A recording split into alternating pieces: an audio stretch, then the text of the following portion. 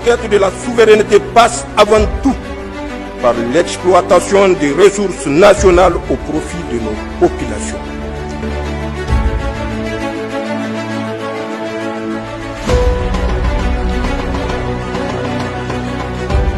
Mesdames et Messieurs les ministres de la Confédération des États du Sahel, AES,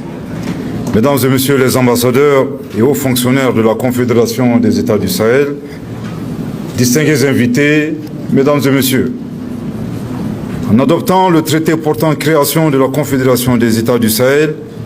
le 6 juillet 2025 à Niamey, République du Niger, Leurs Excellences le capitaine Ibrahim Traoré, président du Faso, chef de l'État, le général d'armée Assimi Goïta, président de la transition, chef de l'État de la République du Mali, et le général d'armée Abdourahmane Tchani, président de la République du Niger, avaient une vision. Cette vision, faut-il le rappeler, est renforcée à travers l'unité inébranlable de nos trois pays, à travers un cap commun clair, à travers un destin partagé, mais aussi et surtout à travers un peuple uni, debout, résilient et déterminé à prendre en main son destin. La Confédération des États du Sahel, AES, est ainsi la matérialisation de cette ambition collective et populaire visant le renforcement des relations spéciales qui unissent déjà le Burkina Faso, le Mali et le Niger.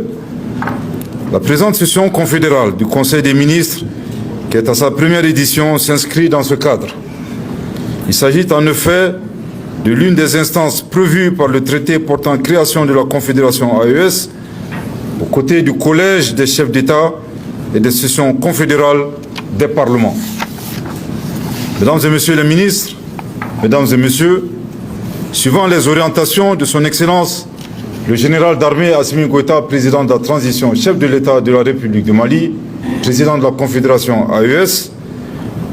nous avons 2 jours durant traduit un projet d'acte formel soumis à la haute appréciation du Collège des chefs d'État de la Confédération AES, les directives de nos chefs d'État. Je me réjouis de ce que, à l'issue de nos travaux, nous avons pu adopter tous les projets d'instruments juridiques qui permettront de finaliser le processus d'opérationnalisation de la Confédération AES, à savoir le projet de protocole additionnel relatif à la défense et à la sécurité, le projet de protocole additionnel relatif à la coordination de l'action diplomatique, le projet de protocole additionnel relatif à la coordination des actions de développement et enfin le projet de protocole additionnel relatif aux sessions confédérales des parlements. Toujours dans le domaine des instruments juridiques,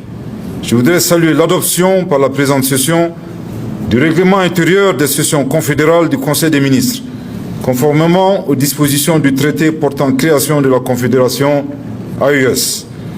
Au-delà de l'opérationnalisation de la Confédération AES, nous avons opportunément évalué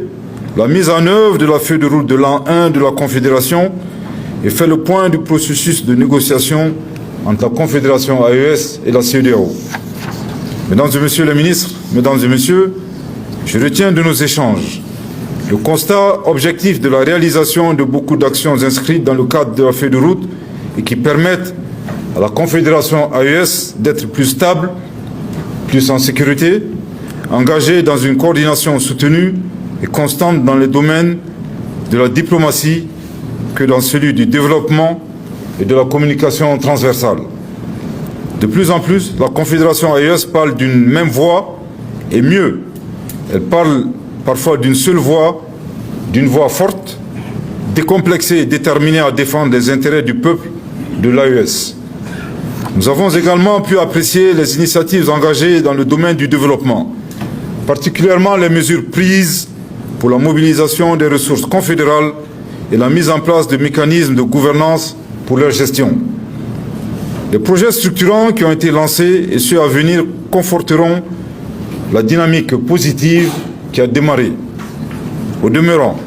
je tiens à souligner avec force, pour m'en réjouir, que la tenue de notre session inaugurale a été facilitée par les travaux des hauts fonctionnaires qui, de manière collégiale, réunissant les piliers défense et sécurité, diplomatie et développement, ont procédé à une préparation idoine des documents de travail. Je tiens ici à leur réitérer mes chaleureuses félicitations pour leur engagement et la fraternité avec laquelle ils ont mené leurs travaux. Mesdames et Messieurs les ministres, Mesdames et Messieurs, nous sommes à la veille de la tenue de la deuxième session du Collège des chefs d'État. Un grand événement attendu dans l'espace confédéral qu'à l'extérieur. Fort de la mobilisation générale et du soutien populaire autour des idéaux de la Confédération AES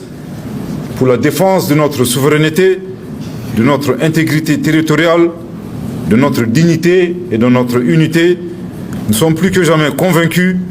que cette deuxième session du Collège des chefs d'État sera couronnée de succès, à l'instar de la première session tenue à Niamey. Pour conclure, je voudrais, au nom du peuple malien, sous le leadership de son Excellence le général d'armée Assimi Goïta, président de la transition, chef de l'État de la République du Mali, président de la Confédération des États du Sahel, et au mien propre, souhaiter au peuple de la Confédération AES de joyeuses fêtes de fin d'année. Puisse 2026 être une année de paix, de sécurité et de développement au sein de notre espace confédéral dans une Afrique unie et prospère. Avec ces mots d'espoir, au nom de son Excellence, le général d'armée Assimi Goïta, président de la transition, chef de l'État de la République du Mali, président de la Confédération des États du Sahel, je déclare clos les travaux de la première session confédérale du Conseil des ministres. Que Dieu bénisse les travaux de la deuxième session du Collège des chefs d'État de la Confédération AES, au grand bonheur de nos populations respectives. Je vous remercie de votre très aimable attention.